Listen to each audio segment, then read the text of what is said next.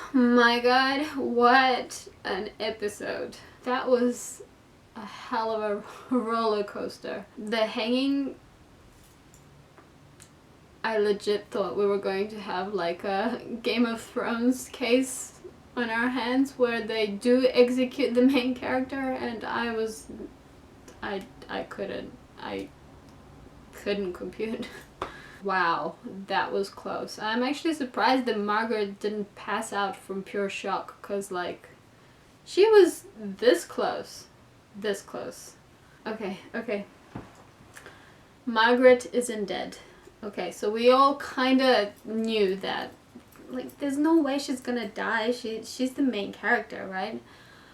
But we didn't know how or where or when she would be able to avoid the death penalty. I didn't expect Justice Hunt to get involved on like a personal level, although mad props to him. Like, for the first time in this season, I feel like he has done something actually valuable and useful. I mean, it's not that he didn't try in the past, it's just that it's not really his fault. Like, he's up against some pretty big monsters. I'm just grateful that she's alive. She's alive, and my prediction is that she will escape. She won't get on that ship. She won't go to America. I don't think she will. I think she'll find a way to return next episode. Also, I have no idea how the hell they're going to resolve so many things in the next episode, because it's like, it's so convoluted. This episode became so convoluted. Everybody was like barging in to the Chief Lord Justice's office, like demanding this, demanding that. Like, everybody was like stepping over each other, like demanding things, and I was like, what? Like, how? What?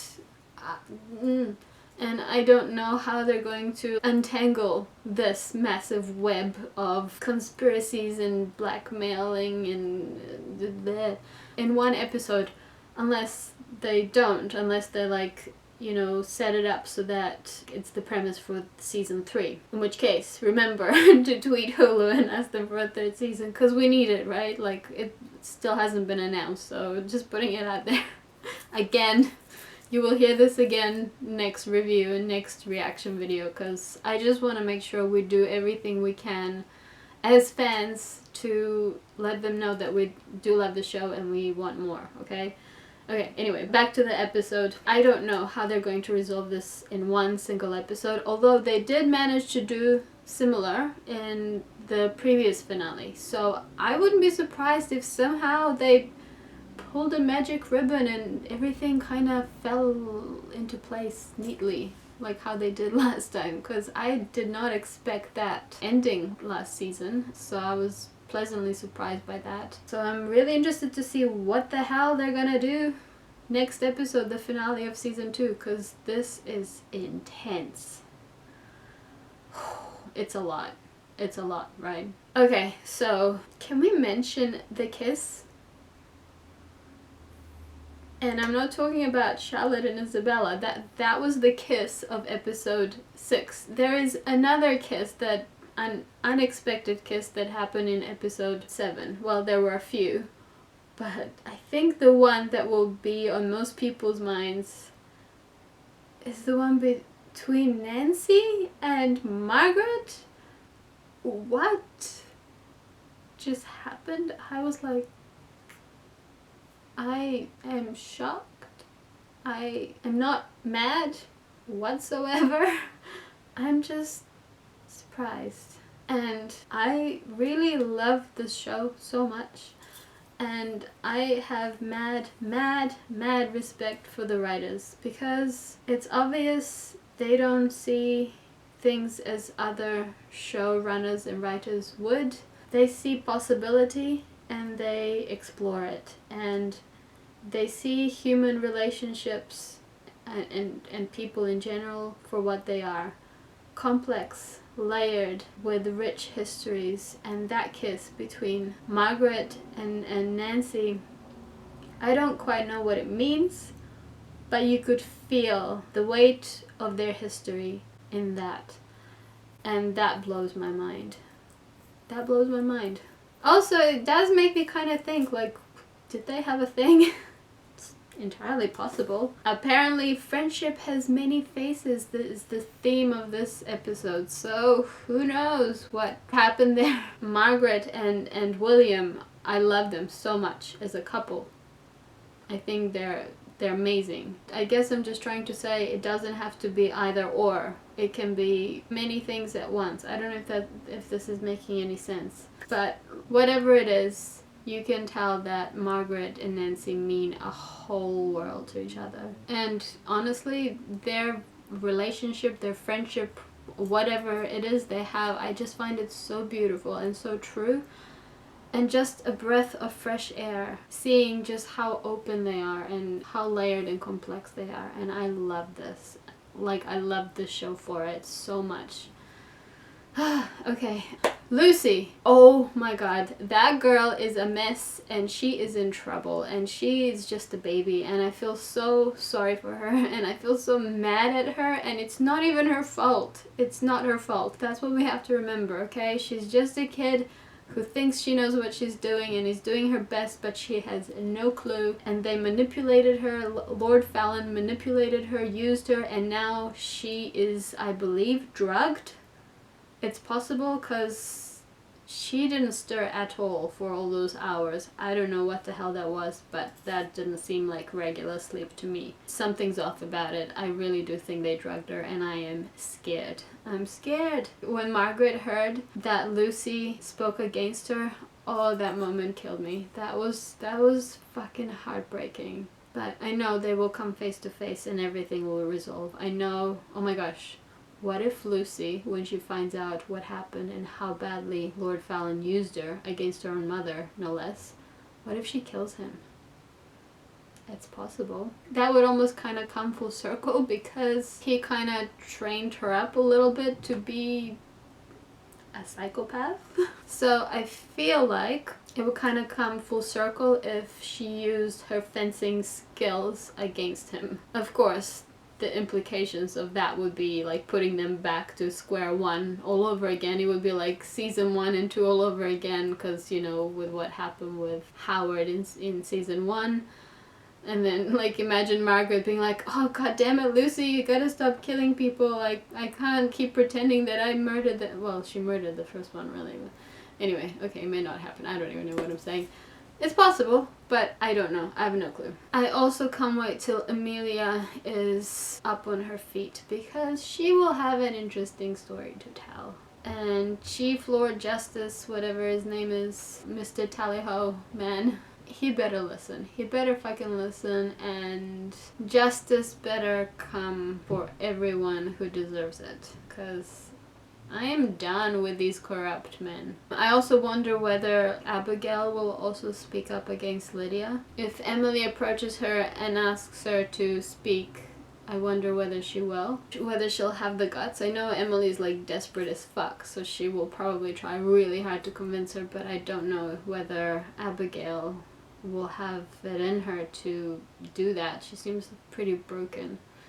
But I think if she does, and I think if Amelia does as well, they might have something to stand on. Actually, maybe if they come forward, both of them, maybe that's how they'll go and retrieve Margaret, like in the last minute before she boards the ship and is shipped off to the new world. And we also got to see Isabella's kid. I did not expect her to be blonde. I honestly didn't. I don't know why that surprised me so much, because I mean Harcourt's blonde-ish. So he obviously doesn't know that that's his daughter, and I really hope that he doesn't find out, because, well, I just hope he doesn't find her at all, because the monster that he is, who knows what he will try to do. He's a sick puppy. And he's threatening Isabella with a mental institution. Oh my god. I'm scared as fuck. Honestly, I have no idea what's gonna happen next episode. But just before I get into that a bit more, let's talk about Charlotte and Isabella. Okay, so they walk down the stairs. There's another kiss, which was like, wow. And it is Charlotte instigating it, always.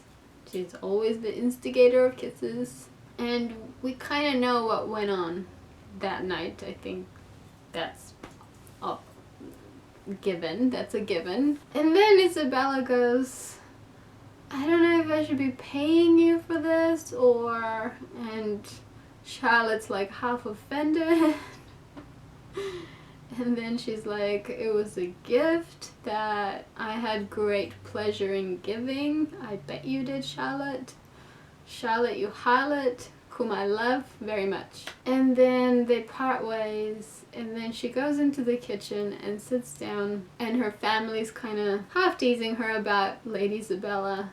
And Charlotte says, she's not a cull, but she's not my beloved either. Friendship has many faces. So what I want to say about that is, where can I find friends like that? I can't believe I just said that. But seriously, I think, okay, here's the thing. I've been reading up people's thoughts on Lady Isabella and Charlotte. Majority of people love them. And I love them, that's obvious. Some people not as much, but like them. Others just want Daniel Marney back. I didn't mind Daniel Marney last season. I liked that he got to bring out a different side out of Charlotte, but I guess it's just my own personal preferences, and also I'm hungry for content, so I'm like latching on to Lady Isabella and Charlotte together, and I'm like holding on, okay? So I ship them and I want them to stay. So when Charlotte said she's not my beloved, I freaked out for a moment. But now I'm like, yeah, but you know, like, it's hard for her to be comfortable with love as such. And I'm not saying that she loves her. I'm just saying that she does have her walls, okay? I think we've established that in season 1. I am just seeing a whole lot of potential between the two of them. It's still early days, and there's a whole lot of potential between them that can be explored as a couple, as a, I don't even know what. I mean, it is entirely possible that they are just friends, but I don't know, like it feels more than just friends to me, because it's the little things. Like, if you look at things throughout the season, it's the little signs that I think are there that paint a different picture to just friends. And okay, so they might be friendly-ish, like lesbian friends right now, but I think there's the foundations for something else, for something more, are definitely there. Whether they will explore that, I don't know. I mean, we only have 1 episode left, and that's why we need a season 3, okay? Tweet Hulu. Okay, I'll shut up about that now. But going back to the Harcourt and mental asylum thing, I wonder whether he will manage to get his hands on Isabella and put her in there somehow. I just think she's going to be in danger. And I think once Margaret is freed, and once Charlotte's mind is not grief-stricken, dealing with the loss of her mother, once she sort of recovers from that a little bit, when she finds out that Harcourt has done that to Isabella, or she's gonna burn down his house. She's gonna turn heaven and earth upside down to go save her, I think. I don't know. I have no idea what's gonna happen. That's just what I think is going to happen, and I think should happen. I think she should go save her, and then they should be together and kill Harcourt. That's what I think should happen. But another thing I wanted to say, the reason I brought up Daniel Marney, is I saw some people mention that he kind of brought out a different side in Charlotte, which is fair. And he kind of tried to find out what her needs are. And also the fact that they were both from the same class put them like on a more same footing, you know, whereas there is that discrepancy of class between Isabella and Charlotte. And in the beginning, you could really feel it, like Isabella was a bit snobby towards Charlotte. With Isabella, it's more focused on Isabella herself, like their relationship. It's more focused on Isabella than on Charlotte. Charlotte's been really gracious in giving and not really receiving much back in a way. And yeah, I see that. And I think the reason for that is, well, obviously there's a whole lot of drama happening around Lady Isabella. So I think if they were given enough time, then we could see another side of things. So I really think they just need time for that to manifest as well. Because Lady Isabella's had it really hard for a really long time, so yeah, it's not really so surprising that the focus is on her. Plus, them not getting together officially right away for the gaydom, the gay fandom, all we see is angst, and that's like the magic spice of any story. If you know anything about any fandom or any like story, you will know that angst is like the key ingredient and we don't mind waiting. But I just want to say I really, really love them together, and I hope we get to see more of them. I hope in some way, shape or form they do end up being together. It doesn't have to be like an official relationship, but I think they have a whole lot of potential, and I think they're so beautiful on screen. I love them, and I am so here for more of them. Okay, I feel like I've rambled on long enough, so I'm just gonna stop now. We have one episode left, and I don't know what I'm going to do a whole year without the show. Honestly, like, this is by far been the highlight of TV for me. I really hope we get a third season, and maybe we'll get even more episodes if we do. I think that would be amazing. Anyways, okay, so I guess I will be seeing you next week.